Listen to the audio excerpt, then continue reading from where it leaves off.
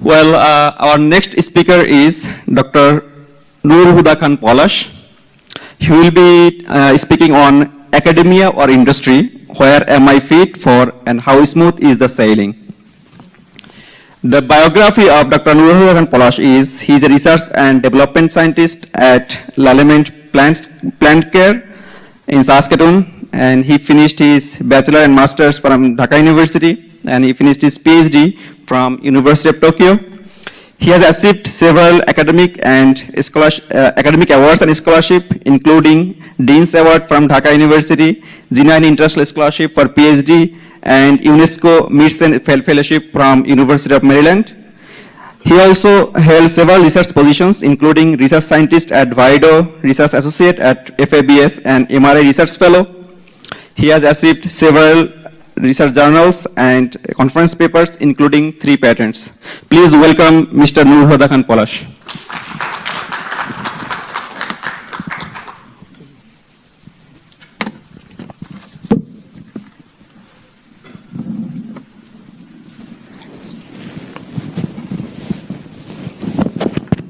Hello, hello. Is that okay for you, all of you? Thank you, thank you. First of all, I would like to thank BSAUS, Bangladeshi Student Association of University of Saskatchewan, for organizing such a wonderful evening. একটু frustrating যে number of attendance is very low, but আমার কাছে মনে হয় যে this is the beginning, so people will start coming here. এবং আমাদের দুজন খুবই potential motivational speaker, Shamim এবং Ehsan. They were fantastic, I would say. এবং personally, I would like to thank both of you. It proves that we have experienced and wonderful mentor, motivator surrounding us. We need to find out. Again, I'd like to thank especially Amin Shahriar, who contacted me to be a speaker today. Initially, I was thinking, what shall I talk about? Although I had a very strong academic background, and finally I have ended up, I don't want to say ended up, I'm now in an industrial setting. So I decided it may be good to give a glimpse of how it looked like moving from academia to industry. And to my understanding, except few, most of you are an academic person still now, except those who already moved. And some of you are thinking, will you be in the academic environment or will you decide to move forward to an industry?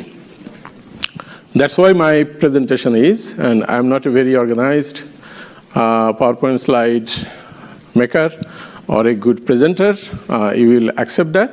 But what I want to say is, if you join this kind of presentations, at the end of the session, you will not go home in an empty head. You will have something, and that's the valuable thing.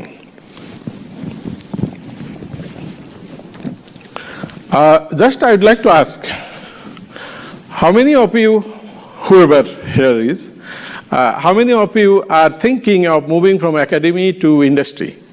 Would you raise your hand? So it's not bad. I mean, if I compare, most of you are planning to move from academy to industry. And as I said, I consider most of you are already academic, because the people who are spending 2 or 2.5 years for a master's degree in an university, or who is planning or already doing or did PhD spending 5 or 6 years, definitely they are academic person. So you need to move, or you are planning to move. Looking for a job. It's true for everyone. It was for me. It's still now for me. Looking for a job actually is the most frustrating, embarrassing, interesting part of your life. The question is, where is the job?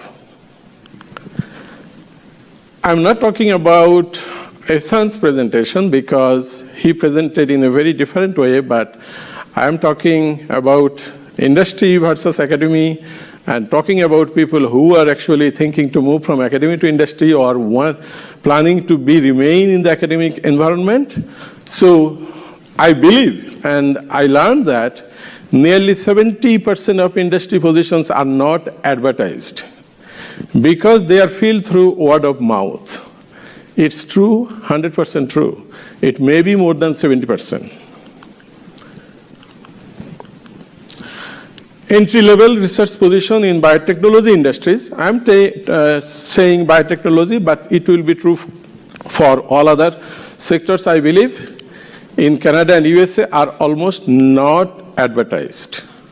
So this is an alarming situation, but this is true. Then we are thinking, how shall we find the job? Actually, there are still jobs. People are getting job. We will get job, we will get job, we will survive. So what you need to do before making a decision of moving from academic to industry, because you are doing PhD, you did PhD, you spend a lot of time here, then you want to make a big difference in your life, what you need to do. Before moving forward, I just want to say, before coming to this two days session, some people may think, oh, this kind of presentations are available in the internet. If I search, I can get 1,000 or something. Even when I prepared this, I also did that, and I found really there are thousands of presentations, motivational, and very high-level people prepared those. But there is a difference. Whoever is presenting here, they will be talking with their own experience. That's the big thing. So before you make your decision to move, assess your needs. You may ask me, oh, I need a lot. What is the value of assessing my need? That's very important. Assess your need. What do you need? You will know better than anyone. And based on that, make your decision whether you will be remaining in the academic or you will be moving. Assess your desires. Need and desires are completely different things. If you can reach to a desired level, you can fulfill your need. So be aware of identifying your desire. Do you really know where do you want to go? Do you want to go at the top? Do you want to be at the middle?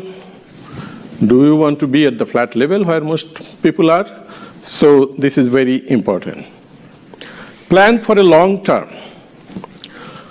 When motivational speakers are talking, if I think about Dale Carnegie or Dr. Lutfur Rahman in Bangladesh, they were the most motivational speaker in Bangladesh.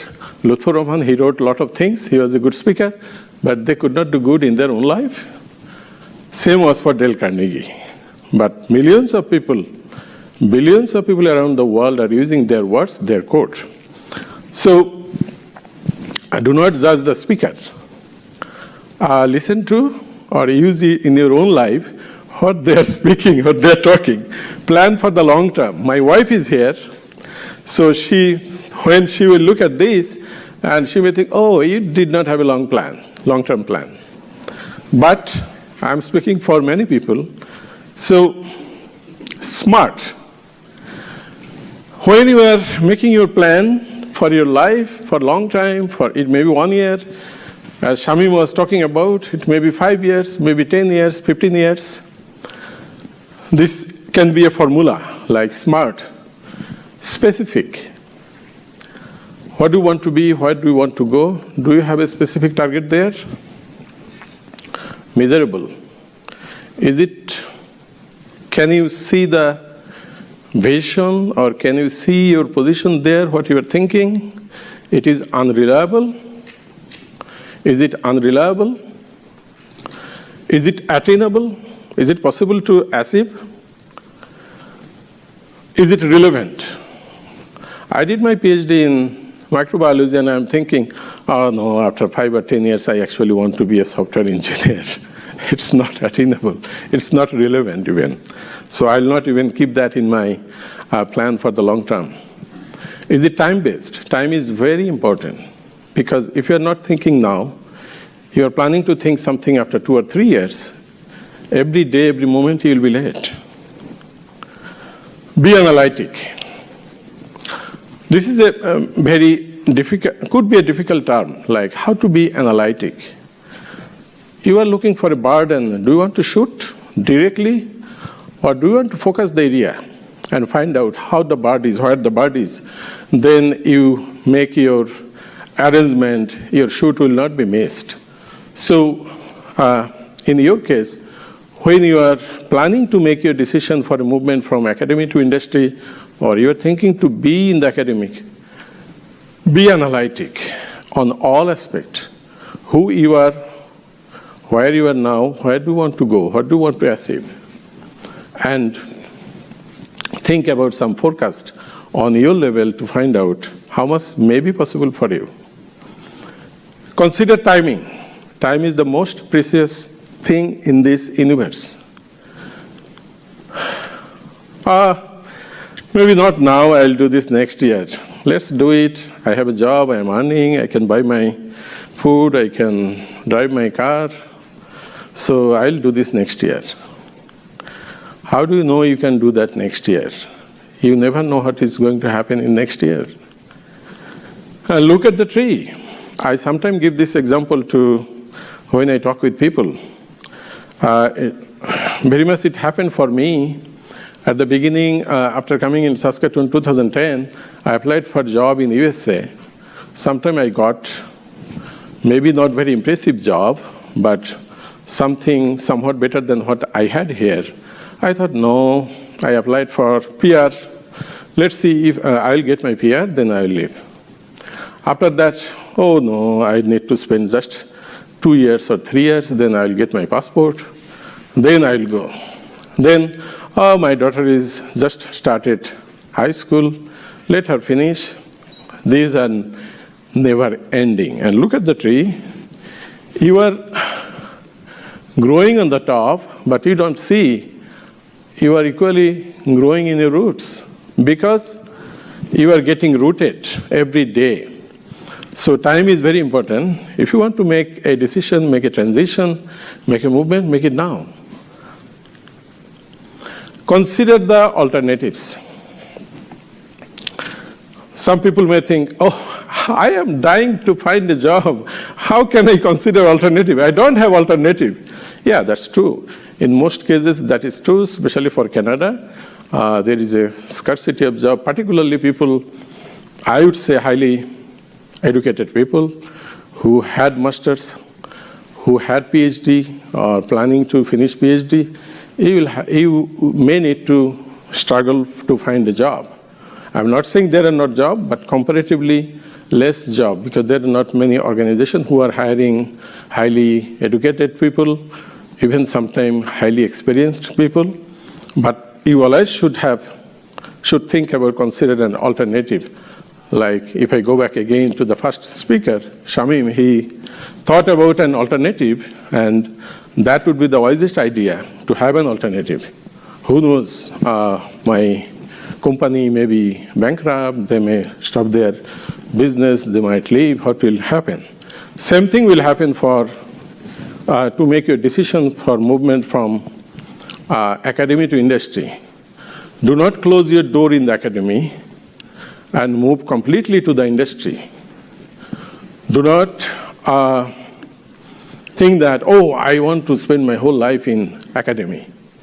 So always consider alternatives, like what would be good for you, what would be better for you. Keep your options open. Alternative and options a little different. Option means, yes, I agree, struggling for one job, then how can I have options? You should have options. If you are having your master's, if you are having your PhD, you are desperately looking for a reasonable job, respectful job, something, then you will have some options open. Maybe you did not like much, but do not close the bridge, do not break down the bridge. Some people think keeping your options open means being non-committal and avoiding tough decisions. I do not agree with this. Keeping your options open means you are being flexible to the upcoming situation, what may happen. did not yet seen in your life, but could happen.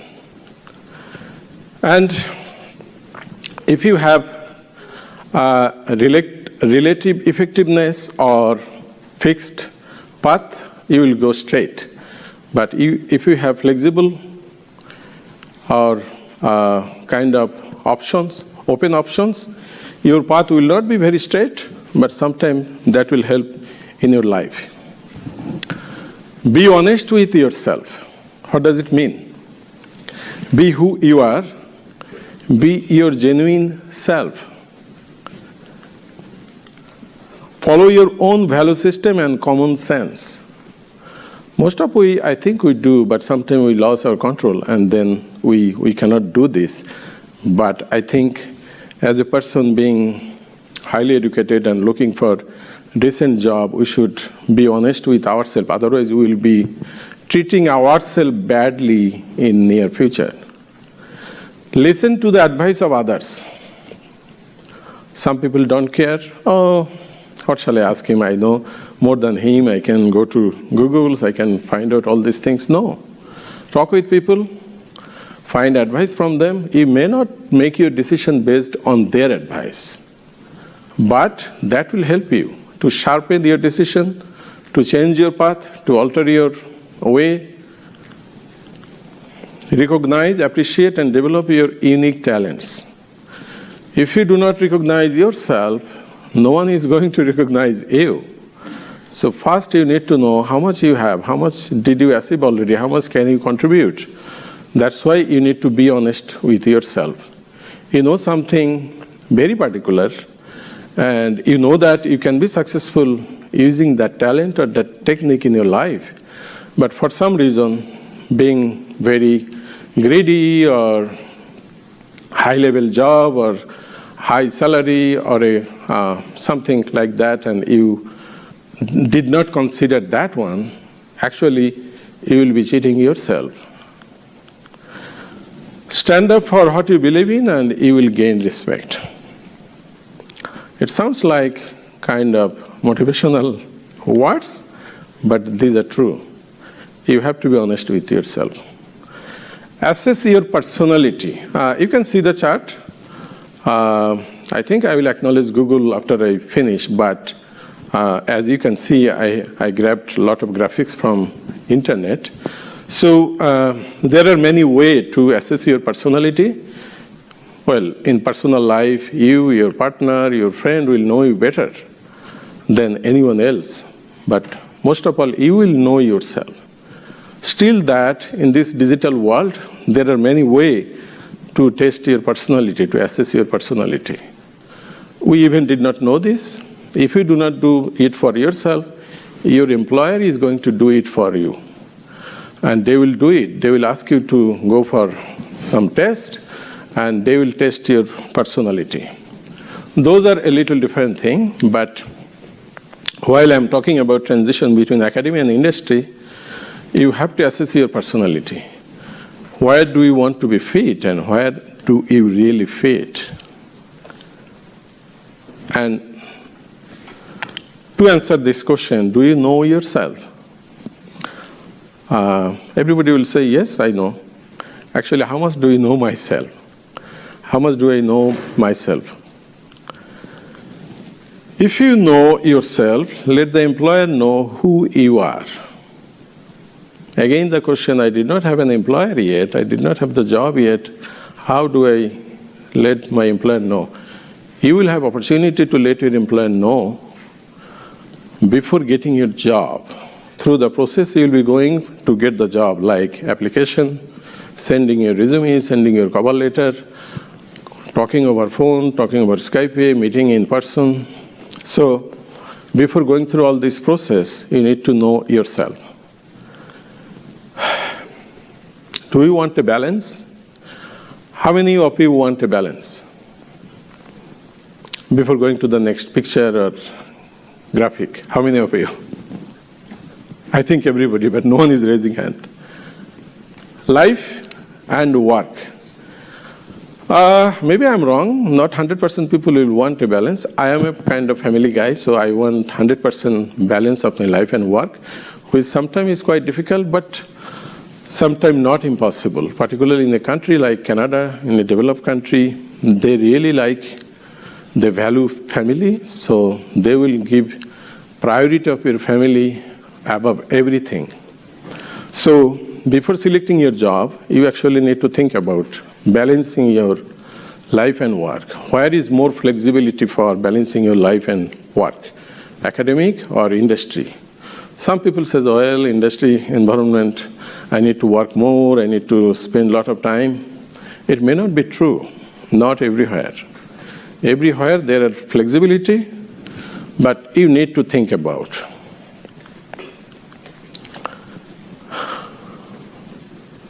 Just follow-up slide. Then, consideration before you set your sail for academia or industry. What kind of consideration you need to make or you need to think? What type of environment do you thrive in? You are already an academic person, you spent 6 years. No one knows more than you how an academic environment is. So you really don't need much to think about, does academic fit you or not? So this is the positive side. I mean, before making this kind of movement, you already know one side, but you are blind about the industry. Do you like a work independently or as part of a team?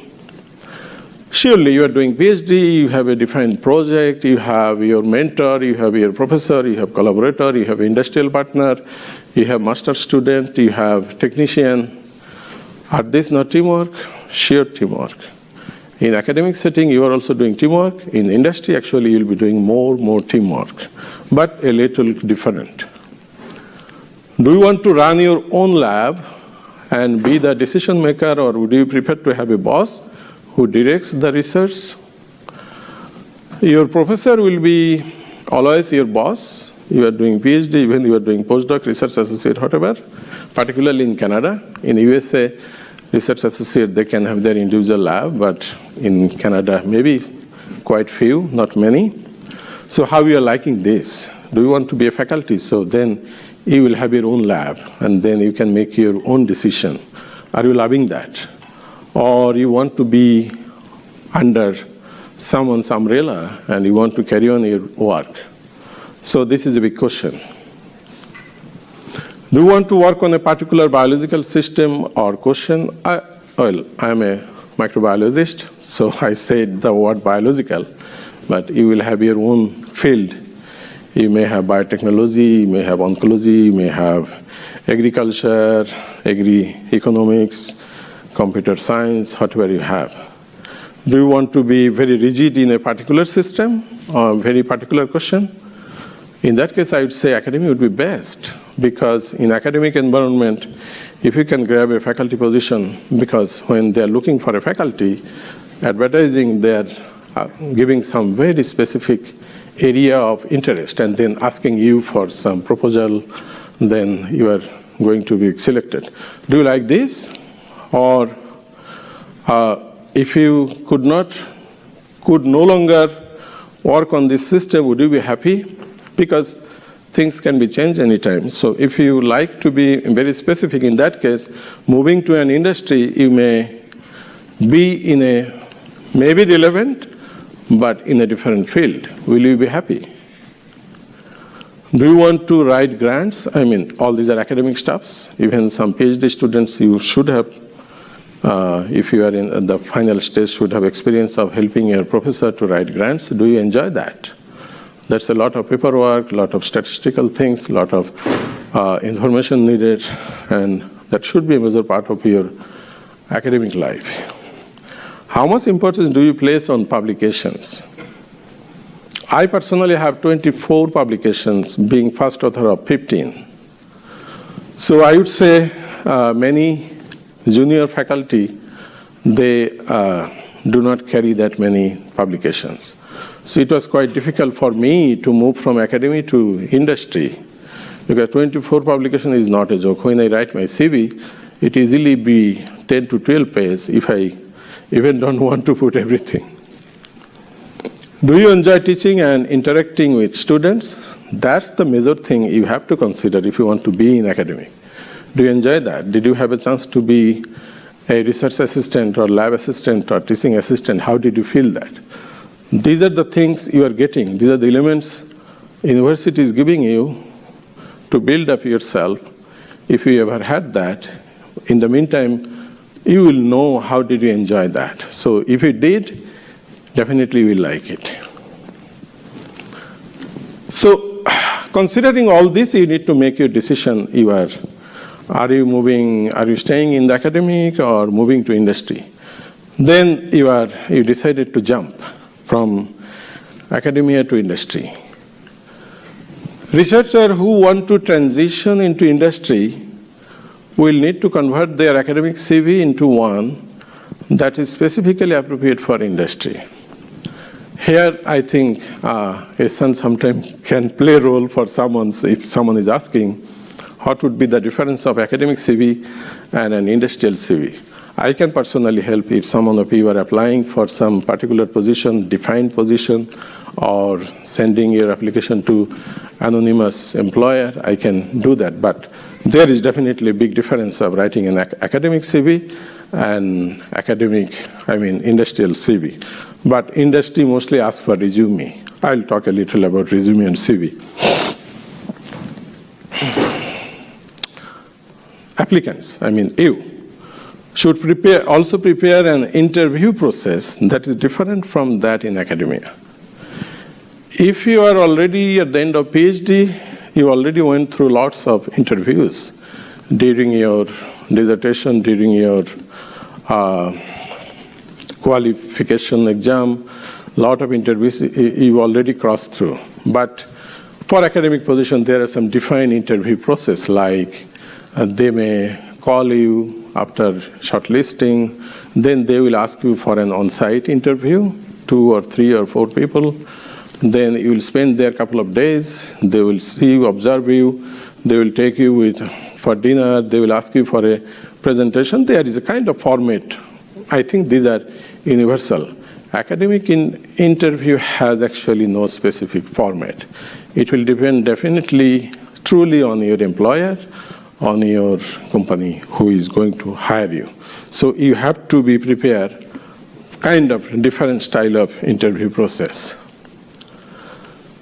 Some international companies reported that looking for higher PhDs and postdocs are especially frustrated by the candidates' lack of awareness about the company and its scientific context. I got this quote from one CEO of C+. I don't know, someone of you know about the C+ organization. They actually wanted to hire lots of highly educated, qualified people who had background having publication. Then they hired, and some of them concluded that they were frustrated of lack of awareness about the company, because this is where actually you have opportunity to build yourself when you are making the transition from academy to industry. Like, you need to know about the industry, you need to know about their culture, you need to be aware about that. I think I have separate slide for that. In a cell biologist, if a cell biologist, for example, is applying for a job at a biotech farm, drug maker that specializes in cancer treatment, the candidate should show in their application how their background fits with the target company drug or molecular pipeline. Industry does not ask to have the person very specific they're looking for. They're very flexible about this in comparison to academy. If you want to be academic faculty, you should have publication in the specific field. There is no way. But in industry, there is a flexibility, but it's applicant's responsibility to convince the employer or the interviewer by writing or by letting them know how your experience you have can be translated to the experience, to the requirements they're looking for. Many times there is a connection. Connection means what? Employer knows about, employee knows how to do the job, how can they fit themselves in, but it is employee's duty to let the employer know how much they can, not the employer's responsibility to find out, to dig out. In academic setting, with my three years experience, what I can say, what employer wants, beside your qualification and experiences, job seeker must show a deep understanding of the company that interests them. Deep understanding. Their products, workplace culture, history, competitors, business development plans, regulatory challenge, how it fits into marketplace. They must also know a great deal about the position they want. I am almost 30 minutes, so is that okay if I take a few more minutes? I'm sorry because Shahriar did not tell me I have 30 minutes. I prepared my slide earlier. The top 3 things employer look for in your social profile. Sometime Ihsan was talking, do not disclose your Facebook profile in your CV or resume. Yeah, that's true. Do not do it. But if your employer liked you, if your employer is looking for you, want to hire you, they actually will look into all the social profile you have, as many as they can. This is true. So more than half of the hiring managers say they are looking to see if the candidate will be a good fit with the corporate culture. Very interesting thing, corporate culture. Very different than academic culture. Corporate culture means actually industry culture, and it varies a lot from industry to industry, CEO to CEO, country to country. 50% are researching potential hire on social media to find out more about the candidate's qualification. Now you may think, in my Facebook I did not like, look at Nurul Huda Palash Bhai's Facebook. Is there any qualification? Actually, no. Do not follow my Facebook profile. You will see me and my wife's picture only. But that has a value. I'll tell a story if I have time after the session. Almost as many, 40% of hiring managers want to see if a candidate is creative. Yes, your Facebook is your mirror. There is no doubt. If someone look at your 3 years, your timeline, they can analyze about your psychology, about your creativeness. Most industry employers look for should be on teamwork skill and ability to perform the job requirements. Again, teamwork, very important.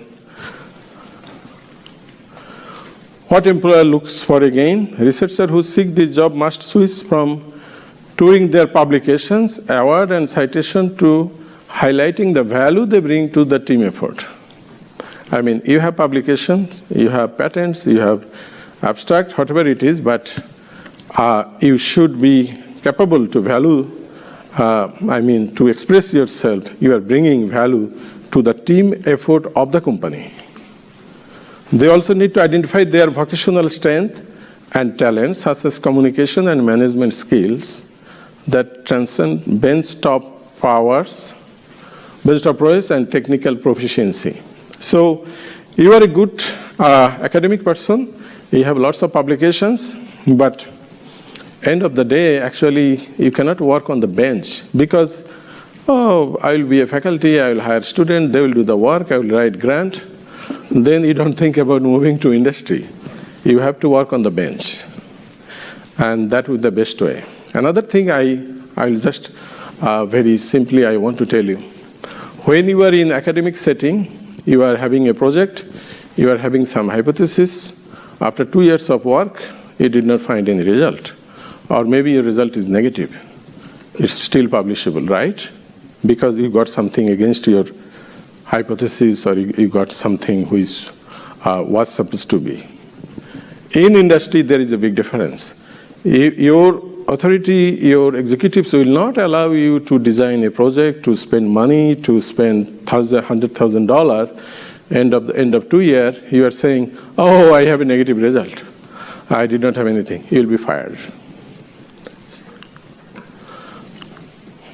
Maybe you are used to academic hierarchy, which values individual achievements above all else, but in corporate research, candidate must focus on collaboration.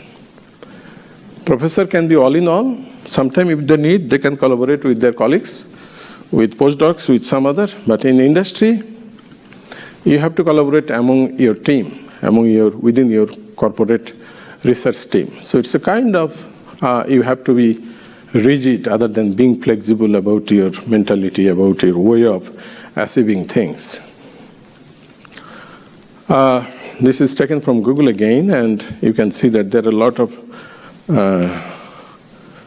lot of factors employer may be looking for, but no need to be worried about this because everyone has many particular characteristics in them. So at some point they are very specific, very well defined, sometimes they are not. How will you get into an industry? Are there many ways? Actually, there are many ways. Your contacts in a sector or particular company. I'm saying contacts. Networking. These are the two, sometimes even I can say only things to get a good industrial job. If I say 80%, I will not be wrong. You must build your network by using LinkedIn to contact scientists who share research interest, backgrounds, or even hobbies. Should have a LinkedIn account, and you should update your achievements, your everything. Don't use your LinkedIn account like your Facebook. Many people do actually. LinkedIn you also can do. You can share your family picture. There are options, but don't do that. If you are first time looking for an industry job and attending an upcoming conference that the company scientist is also likely to attend, if you can find out somehow, some companies are sponsoring, so their CEO or their executives will be there, it is ideal to get in touch beforehand and ask to meet over coffee or something. That's the best way you can meet with your potential employer. Use your position as a graduate student or a postdoc as a plus, not as a minus. Sometimes we say that, okay, I'm frustrated of looking for a job. If I put PhD in my CV or resume, people are not hiring me. They're not even looking at my CV. Mostly this is wrong, but sometimes you can do that. If your position looks like not worth for your degree, don't forget about your degree. You need a job to survive. So delete your PhD part and get into the work. And they will not kill you when they will know you have a PhD, but you can express yourself. You enter as a technician, within few years you can be a scientist. It is important to be honest and direct, but not to ask for a job at the first meeting with anyone. This is an example, like I'm coming up to a decision point in my career, I want to make an informed decision. Can I ask you a few questions about your experience in industry? That's how we approach to an industrial employer. Not like, hey, are you going to hire someone? I am a potential candidate. No, you will be actually fired before getting a job. He may not talk with you. Increase your network. Again, 80% job is by networking. Even researchers who have high impact publications should seek contact who work for their target companies. Those contacts could offer personal introduction, or they could put the researcher name forward to set them apart from competing applicants. Networking is the number one thing anyone needs to getting any job. Any job means actually in, not only in industry, in academic as well. You need a good network. Be ahead in the race. The greater your visibility, the more ideal employer you will meet. How to increase your visibility? Be visible, but how? Let your work speak for yourself. Not putting a good picture in the LinkedIn profile and in Facebook, that will not increase your visibility. Be visible with your work. Your work will speak about you. At certain time, look back and see how much development you can see in yourself, like you started a PhD and you are ending now, how much development you can see. Observe what is useful, discard what is not, and what is uniquely your own. That is your asset. No one can take it from you, and that will be the driving force to get a job. I'm sorry, I forgot the PEP, abbreviation of PEPI. Do someone of you know? Personal attributes perspective investigation, something like that. I may be wrong, but this is a very common test nowadays people are using. So even if you are shortlisted, your employer may send a link for PAPI test. You can do this before even looking for a job. So that will help you a lot to develop yourself psychologically, and you can prepare yourself accordingly. Do you know SWOT? Anyone? SWOT? Do a personal SWOT analysis. What is that? Your strength, weakness, opportunities, threats. You have to do this analysis at some point. Otherwise, how can you select your career path? I mean, well, you may think that we never heard about SWOT, and Nurul, Huda, Palash bhai is saying it's not possible without this. But this is an example. There should be hundreds of software or hundreds of ways of analyzing yourself, but this is a very standard for evaluating yourself. And here are some guidelines to actually to find out maybe 2 or 3 key points in is like strength, weakness, opportunity, and threats. Applying for a job. You are applying for many positions, resume and CV. I will not talk much about this because Ehsan gave a fantastic presentation on this. And what is the difference between resume and a CV? Is there any difference, Ehsan? I would say yes. Okay. We say resume, we go with all the professional works and our professional academic experience in there. And curriculum with a CV is more like about yourself. It's not applying for a job. You can apply when you are looking to present yourself somewhere else. You should put your CV there. Right, thank you. Yeah, that's what I actually wanted to know. You are okay. The resume is used in North America, especially for the targeted job. Sorry, the resume is wrong.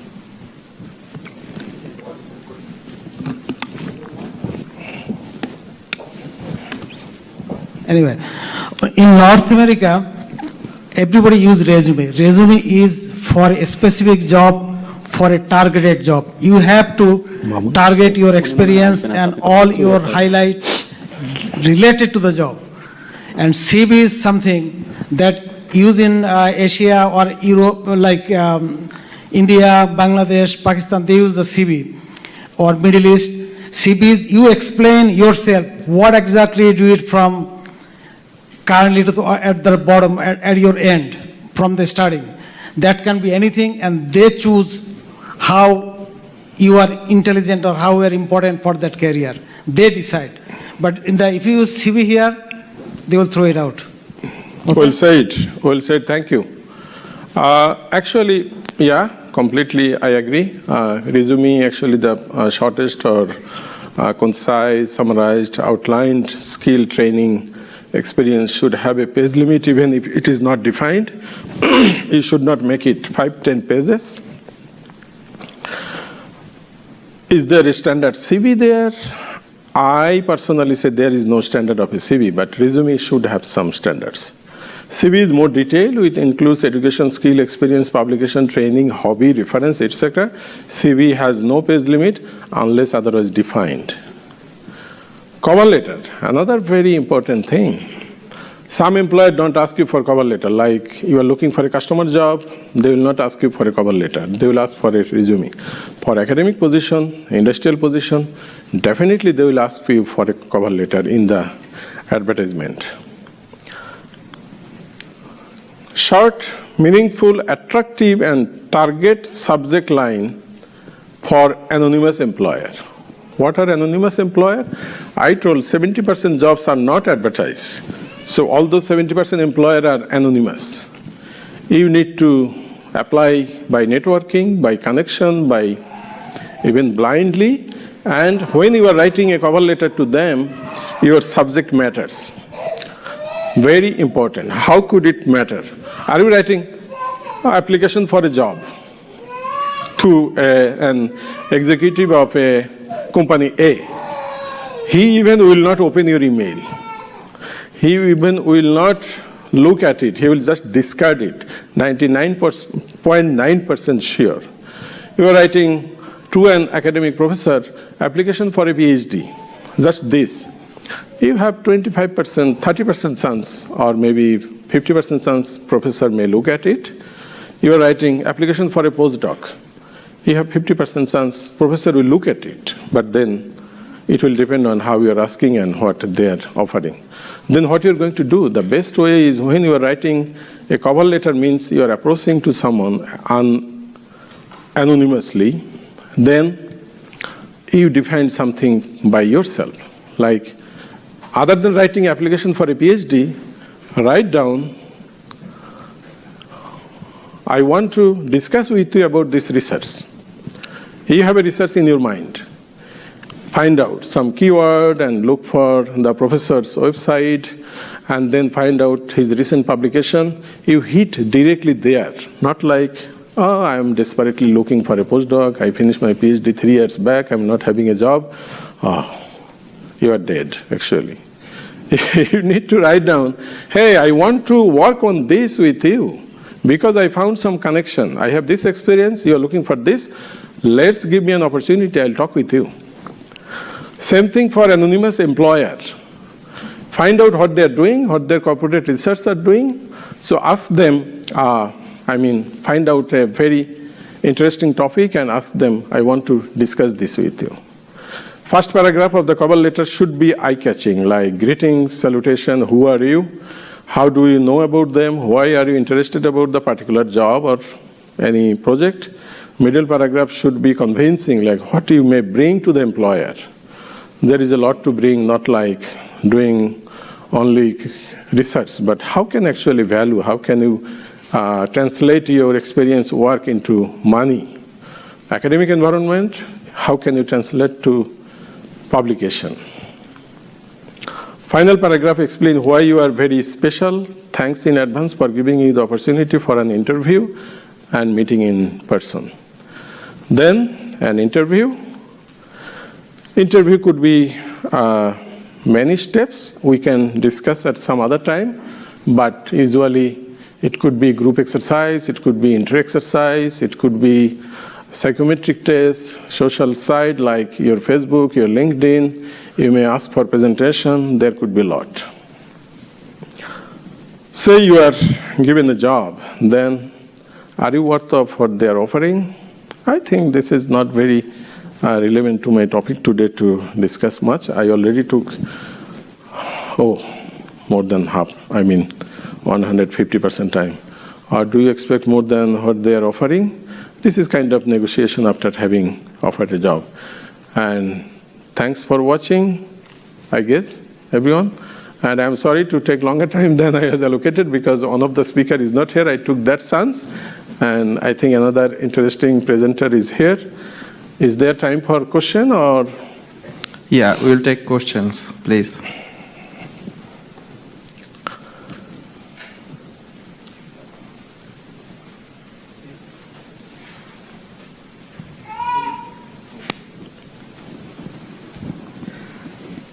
In an academic setting and industry setting, how, the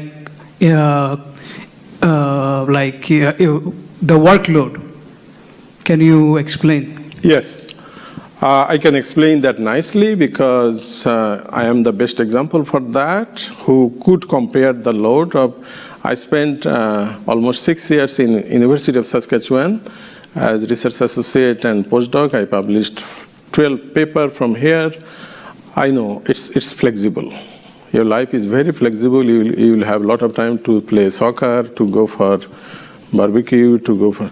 I'm also doing all these things last 2 years. So the thing is, there are some difference, but it's not that like some people who are not in industry, they may think, is it very tough or difficult? But most industry are very time oriented, like it will start, your work will start at 8 and you will finish at 5.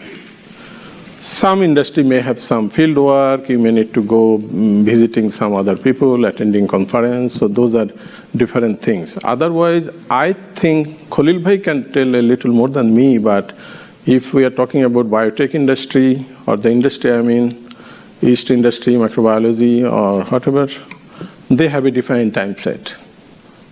If you are in a higher position like senior scientist or executive or making your plan or something, then things are different. But as entry level, technician, junior scientist, research associate even, industry hire, it should not be completely different than academic setting. So no need to be worried about this.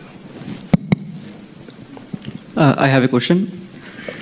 So the topic is like when we are moving from academia to industry, academy. So what are the major challenges we may face, like when we are switching the field, like from academy to industry, academy?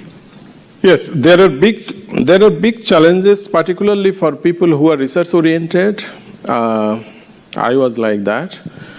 But for me, maybe I'm very lucky because I'm doing almost same thing what I did, but many people may not have chance to do like this. As I gave one example, like in academic setting, you have a defined project. You are failed. You got money, 100,000. You got a student, you got a technician. After 2 years, actually you did not find anything. You will not be fired. You will not lose your job.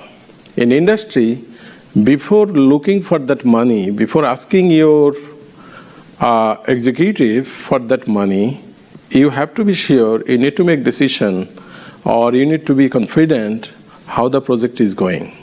Definitely there are some trial option in some industries, but most industries, they count for money. So they are spending 100,000 means before getting that money, you need to fill out a form, sometime like CAPEX or some other valuation form where you need to mention you will be spending this much money in this field. Actually, you will be achieving this in the company in 2 years or 3 years or 4 years. I give a very small example. I developed a technique after joining the company last 8 months. I actually worked on that, and that was a big success for me. I did enumeration of bacteria by using qPCR technique. Many people are doing, but in industry level, what we are doing, they are not applying this because nobody yet developed a technique by which they can accurately actually count the live bacteria. Because the molecular technique always consider all the, whoever biologist here, they will know this. So I spent 8 or 9 months. I asked for a machine which is $40,000, and they took another 9 months to give me that machine. I need to justify that, how this machine will bring value to the company.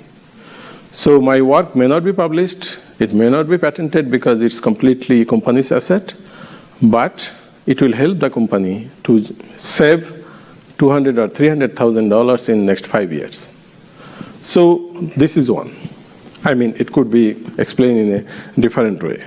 Some people expect, before entering industry, they expect in a very different way, like they're spending their life in academic environment, someday in a good morning, not feeling well, and not even sending an email to the professor because professor may not be there.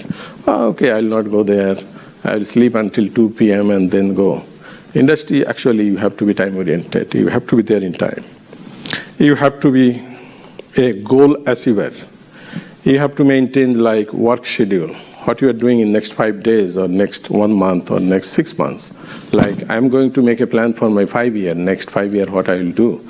We'll have a meeting next week in Barcelona, so we need to have meeting and I need to tell them what I will do in next 5 years. In academic, no, you don't have all these things. There are lot of things like that. We'll discuss some other time. Yeah, thank you. I have another question if you have time. Okay. I have time, but I don't know. So since Koil is the last presenter, so I think like we have enough time. My question is, after PhD, finishing PhD, like PhD students, they can go in academic research or industry research. And in academic research, like university professors, they do lots of other jobs, like besides doing research. Like they are taking classes, they are supervising students, they are applying for grants.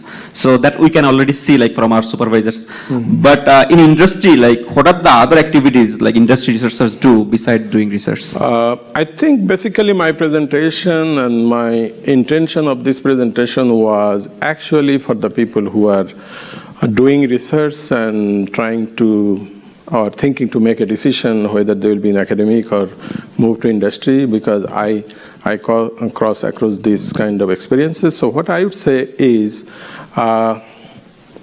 not only an industrial scientist, if I say scientist or researcher or whatever, actually they are doing the similar things. I also need to write grant. I'm collaborating with food science in University of Saskatchewan. I'm collaborating with University of Regina. I'm collaborating with many people around the world. So I have 4 or 5 projects which I actually look after. So that means it's not less than an academic position. Only the difference is whatever the work I'm doing mostly will not be translated into publication, because company does not want spend $500,000 over 3 years and let other people know what we did. We have corporate research, they publish sometime, but there are a lot of restriction on that. So we need to meet people, we need to do collaboration, we need to hire summer students, sometime regular student we also hire in collaboration with other departments. We have technicians, we have junior scientists, we have people working in other places, in Canada, in USA. We have marketing people. We need to translate our result with them, like what we are doing, is it applicable? So we have sales and marketing people who are always looking at us, what is your result, what is the data? Because we have a product. We have developed a product, liquid inoculant for canola. So our lab-based experiment, are we successful enough? Then we need to let them know, yes, signal is green. You can go to the consumer and you can sell. So if you put on a balance, it's not like, not exactly like academic, but there are lots of similarities if you are doing research in an industrial setting. Like pretty much same other than taking classes. Pretty much same, yeah. Except translational, like your publication, your patent, your all these kind of things are different. Because industry people, we also have opportunity to attend meeting, conference. We also talk with people. We also network. So that should have been in the lab I was before, or if I was a faculty. Thank you. Is there any other question? If not, then thank you very much, Dr. Thank Nurul you very Palash. much. Thanks all the audience. You are very nice, passionate to listen to my presentation.